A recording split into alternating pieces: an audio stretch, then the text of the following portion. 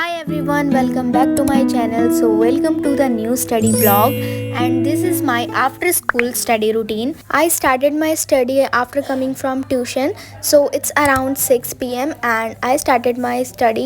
So before that I have to make to-do list. So making a to-do list is very important, and usually I started my studies by making it, and it helped me to keep track of what I need to do next, so I didn't get distracted and feel more productive. And generally मैं 6 और 6:30 तक पढ़ने बैठ जाती हूँ, and उसके बाद मैं अपनी टू डू लिस्ट रेडी करती हूँ, एंड जो भी ट्यूशन में हुआ है मैं उसको कभी कभार रिवाइज़ करती हूँ, बट आज मुझे होमवर्क मिला है, सो मुझे वो भी करना है। एंड इकोनॉमिक्स और जो भी जियोग्राफी में थोड़े वीक टॉपिक्स हैं मैं उसको थोड़ा थोड़ा करके कंप्लीट करूँगी। मैं आज सोच रही हूँ कि मैं डेवलपमेंट करूँ।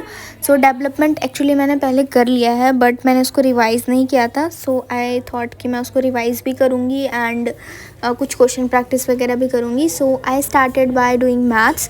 सो मैथ्स में मैं स्टैट्स कर रही थी, एंड अब 1-2 दिन में मेरा स्टैट्स भी कंप्लीट हो जाएगा। देन मैं पॉलिनोमियल करूँगी and quadratic equations.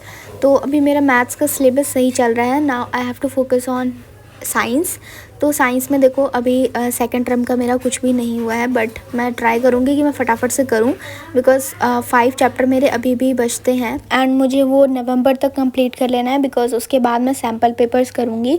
And sample papers के लिए मेरे पास ओसवाल की सैम्पल पेपर्स ऑलरेडी हैं, बट मैं सोच रही हूँ कि मैं उससे ज़्यादा फोकस करूँगी 10 ईयर PYQs पे, बिकॉज़ PYQs मुझे लगता है कि वो ज़्यादा मेरे लिए एफिशिएंट रहेंगे, तो मैं वही करने वाली हूँ।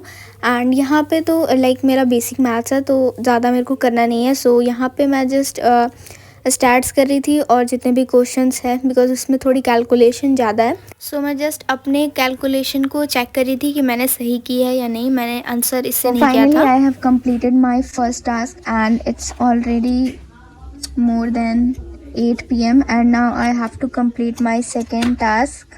So here all the 5 questions are completed, and I know it's take a lot of time, but yes. So by the way इसको करते हुए मुझे 2 घंटे का टाइम नहीं लगा था, मैंने बीच में ब्रेक भी लिया था ऑलमोस्ट हाफ एन आवर का, तो इस वजह से।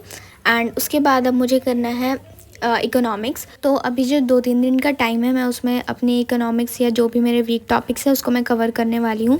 एंड उसके बाद मैंने सोचा कि एक बार मैं थोड़ा सा PYQs वगैरह देख लेती हूँ सोशल साइंस के। एंड लिटरली मैं इस बुक की कितनी तारीफ़ करूँ, जितनी करूँ उतनी कम है, बिकॉज़ मैं बिल्कुल जेन्युइनली कह रही हूँ कि ये बुक बहुत ज़्यादा लाइक एक बार बस मेरा SST का सिलेबस कंप्लीट हो जाए, उसके बाद मेरे पास क्योंकि सैम्पल पेपर नहीं है SST के, तो मैं पहले अपना सिलेबस कंप्लीट करने वाली हूँ SST का, एंड देन डायरेक्टली मैं ये PYQ सॉल्व करूँगी, बिकॉज़ बहुत ज़्यादा मतलब अच्छे से दे रखा है इसमें। एंड डेवलपमेंट करने से पहले मैंने सोचा कि एक बार मैं देख लेती हूँ PYQs कि मैं उसको अटेम्प्ट कर पा रही हूँ या फिर नहीं, या किस टाइप के क्वेश्चंस आते हैं। एंड इससे मेरे को ये हुआ कि मैं एनालाइज़ कर पा रही थी कि किस टाइप के क्वेश्चंस बहुत ज़्यादा पूछे जा रहे हैं। तो डेवलपमेंट के मुझे 2-3 क्वेश्चन तो ऐसे ही मिल गए कि ये बहुत ज़्यादा बार रिपीटेड है। सो इसको करने के बाद मैं ये करूँगी। एंड जो इसमें आंसर राइटिंग है ना, वो बहुत ईजी लैंग्वेज में, लाइक मेरे को ऐसे नहीं होगा कि क्वेश्चन देखा एंड फिर मुझे इसको ईजी लैंग्वेज में करके मैं लर्न करूँगी, ऑलरेडी बहुत ज़्यादा ईजी लैंग्वेज में है, तो ये सबसे बड़ा बेनिफिट है मेरे लिए, बिकॉज़ टफ़ लैंग्वेज में मैं याद नहीं कर पाती हूँ, मुझे उसे ईजी लैंग्वेज में कन्वर्ट करना पड़ता है। एंड ऑलरेडी इसमें मैप वगैरह सारी चीज़ें हैं, you don't need any other resources for map. And this is not only for SST, इसमें चारों सब्जेक्ट एक ही बुक में है, लाइक मैथ्स के लिए साइंस, SST एंड इंग्लिश, चारों सब्जेक्ट इसी बुक में कवर्ड हैं। सो लाइक बहुत ज़्यादा, and for me it's worth it, because बहुत ज़्यादा अच्छी बुक है एंड सारी चीज़ें एक ही में है, सो मेरे को और कहीं जाने की ज़रूरत नहीं है। सो हाँ, अगर आपके लाइक नोट्स वगैरह नहीं बने हुए हैं, so I don't refer you this book, because इसमें नोट्स वगैरह नहीं है, just for question practice and PYQs। And बाकी मैं आपको इसका इंडेक्स भी दिखा देती हूँ, चारों सब्जेक्ट में डिवाइडेड है एंड सारे आंसर्स वगैरह हैं। सो हाँ, ऐसे मेरे हाथ में आ गई ये बुक, सो आई थॉट आपके साथ शेयर कर दूँ। एंड ये मेरा जेन्युइन एक्सपीरियंस है, कोई भी स्पॉन्सर्ड वीडियो नहीं है, बट या if you want then I have provided link in my description box. And काफ़ी ज़्यादा तारीफ़ हो गई इस बुक की, बाय द वे मुझे अच्छी लगी, सो आई थॉट आपके साथ में मैं शेयर कर दूँ, बिकॉज़ आपने पूछा भी था।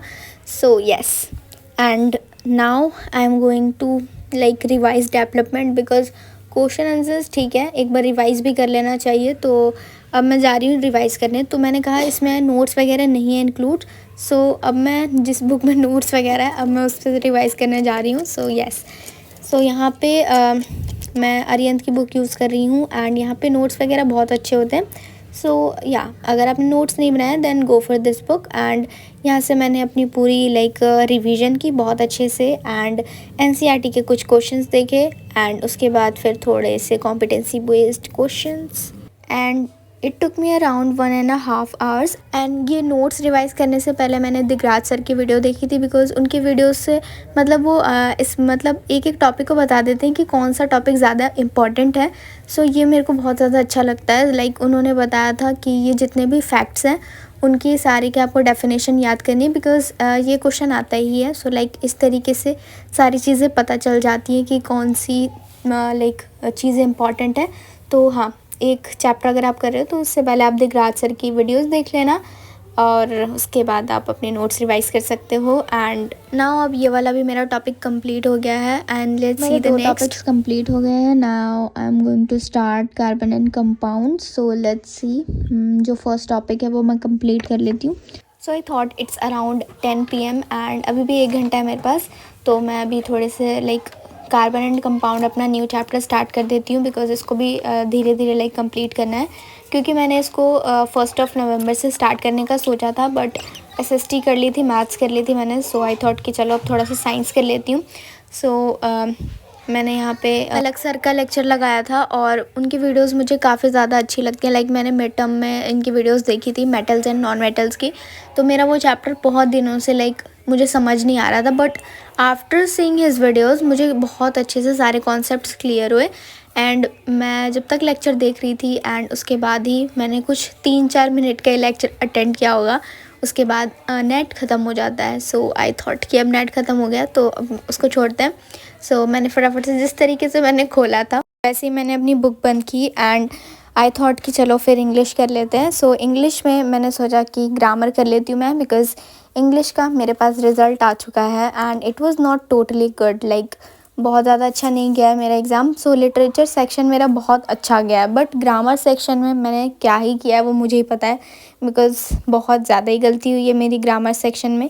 सो आई थॉट कि मैं एक बार अनसीन पैसेज अटेम्प्ट कर लेती हूँ। सो मैंने एक अनसीन पैसेज सॉल्व किया and it's around 11 PM and फिर मैं चली गई सोने। एंड क्योंकि मुझे सुबह उठना था, सो सुबह I woke up at around 4:20 and उसके बाद फिर मैंने अपना कार्बन एंड कंपाउंड वाला टॉपिक कंप्लीट किया। And yeah guys, that's it for today's video. Bye bye.